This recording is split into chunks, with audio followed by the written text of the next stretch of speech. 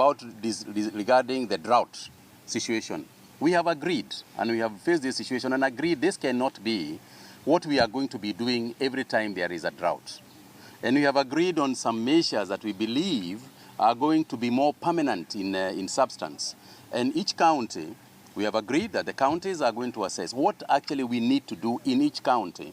For example, if it is building the feedlots, if it is the storage of material for syringes and hay and so on and so forth, that the counties will assess, determine where these mitigation measures and where the location of some of those things will be, so that in future we can prepare ourselves in advance. Because we know for a fact, as sure as day follows night, if we have got a bumper harvest, we are also at some point going to face the biblical drought at some point.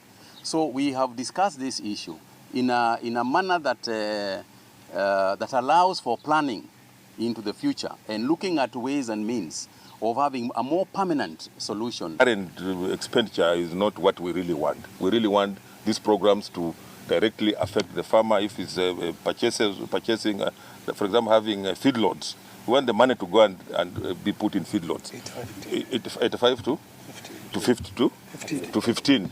If it's a matter of building water dams, we want the money to go and build water dams. Because again, when you look at a budget that is talking about capacity building, I think we have moved away from there. And that is the emphasis, that at the end of it, the farmer must be at the center of what we are doing. We have discussed that these programs and other similar programs will also be structured to support equipping of those type projects, so that they do not just remain completed and without being functional.